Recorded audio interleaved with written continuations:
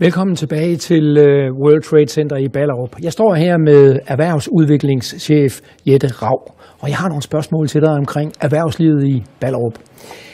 Er Ballerup en god erhvervskommune? Ja, det vil jeg afgjort sige, at det er vi. Vi har gennem årene kunnet tiltrække store klynger, erhvervsklynger hertil, og det i sig selv må være noget af en indikation på, at vi er en god erhvervskommune, og virksomhederne trives godt her. I har noget herude, der hedder Team Erhverv. Hvad er det? Ja, jeg er en del af Team Erhverv, og vi er et team på snart 5 personer, som arbejder med erhvervsudviklingen i Ballerup. Vi kommer til at gøre rigtig meget ud af, at vi servicerer vores erhverv meget mere direkte, end vi måske har gjort hidtil. Vi vil gerne være meget mere synlige i landskabet, og det er det her team skal til at arbejde med meget målrettet. Vi har en erhvervspolitik, der blev vedtaget sidste år, og i år har vi lavet en konkret handlingsplan for, hvad det egentlig er, vi gerne vil gå i gang med. Nu har I fået et World Trade Center i Ballerup. Ja. Hvad betyder det? Jamen, det er rigtig spændende for os, og vi er meget glade for, at de har valgt at slå sig ned her i Ballerup. Det er jo en stor international organisation, der står bag det her, og det giver en dynamik ind til den type af virksomheder, vi har, fordi vi har nemlig ret mange internationale virksomheder. Og virksomheder, som formodentlig også gerne vil være det i fremtiden. Så det giver en rigtig god synergi med den type af virksomheder, vi har liggende her. Nu siger du, at I har mange internationale virksomheder. Hvordan er fordelingen her? Altså, vi har noget, der ligner 231 internationale virksomheder, og vi har 4.000 CVR-numre godt og vel. Og så er der selvfølgelig nogle af dem, der ikke er aktive, men det er en ret høj procentandel, der er internationale, og mange af dem er altså meget store. Så, og hvad er det for en type virksomheder? Altså, det er særligt inden for IT-teknologi, og så er det life science, hvor vi har de her store internationale virksomheder. Vi har også nogle, som er mellemstore virksomheder, som også arbejder med produktion eller ikke traditionelt produktionsanlæg, men arbejder med fremstilling af anlæg, som kan komme forskellige industrier til gavn. Og de er selvfølgelig ikke så store, men mange af dem er faktisk markedsledende, og de bor her i Ballerup. Det er jo helt fantastisk. Okay. Ja. Hvad gør I for at tiltrække virksomheder til Ballerup?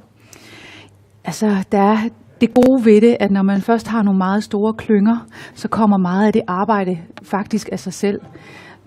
Vores store IT-virksomheder fortæller os, at det, der betyder noget for dem, ud over en god infrastruktur, så betyder det noget for dem, at der er en stor koncentration af den samme type virksomheder. Medarbejderne flyder imellem de her virksomheder. Det er ikke så svært at skifte arbejdsplads og sådan nogle ting.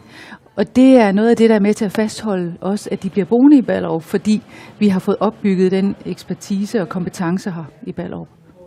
Nu er det jo national iværksætteruge her i uge 47. Ja. Hvordan har iværksættere det i Ballerup?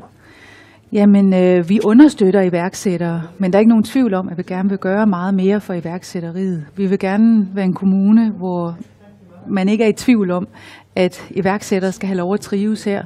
Vi vil gerne være med til at fostre den nye Mærsk eller nye Google, eller hvad ved jeg. Altså, vi vil gerne være med til at understøtte, at her har man et godt inkubationsmiljø. Og det kan vi gøre, fordi vi har kæmpe store videnstunge virksomheder med store R&D-afdelinger. Vi har DTU, som arbejder jo, altså de uddanner jo ingeniører, og diplomingeniørerne er meget praksisnære i den måde, de bliver uddannet på. Og de vil gerne være iværksættere også. Og de er gode til at lave innovation. Så vi tror, at hele den her trekant mellem de studerende og DTU og hele iværksætteriet, at det vil kunne gå op i en højere enhed, så vi rent faktisk kan skabe et meget stærkere innovations- og iværksættermiljø. Hvad med logistikken her i Ballerup? Er det et godt sted at komme til, eller hvordan hænger det sammen? Ja, vi har god infrastruktur. Ja. Der er store indfaldsveje, og måske meget større end det, som kommunen egentlig oprindeligt var bygget til at skulle understøtte. Men det har vi heldigvis, og der er flere ting på vej. For eksempel bliver vores motorring 4 udvidet og kommer til at tilslutte sig ude ved Måløv. Så det betyder, at det bliver også nemmere at komme både til og fra arbejde derudefra. Så vi har god infrastruktur, og det er tæt på lufthavnen, hvis man er en international virksomhed, blandt andet.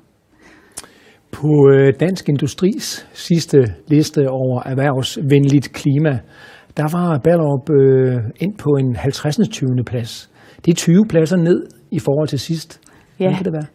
Ja, altså, hvad kan man sige? Det er en undersøgelse, og det er vi da selvfølgelig kede af, men det vi hellere vil gøre, det er sådan set at se på, hvad er det egentlig så, den undersøgelse fortæller os noget om. Og der har vi kigget rigtig meget på, hvordan det er, vi kommunikerer med vores virksomheder. Og vi tænker, at vi kan blive bedre til at kommunikere. Vi kan kommunikere både tydeligere og mere klart og målrettet i forhold til, hvad det er for nogle services og ydelser, vi egentlig tilbyder vores erhvervsliv. Og vi omstrukturerer også vores kommune i den måde, vi servicerer vores erhverv på.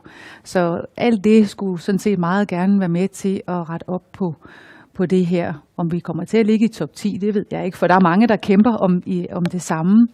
Men vi vil i hvert fald arbejde meget målrettet med, at vi kommer højere op på listen. Men det vigtigste for os er sådan set ikke listerne. Det vigtigste for os er, at vores erhvervsliv er glade for at bo her og føler, at de er serviceret, og vi i hvert fald som minimum ikke stiller os i vejen for deres vækst og deres udvikling.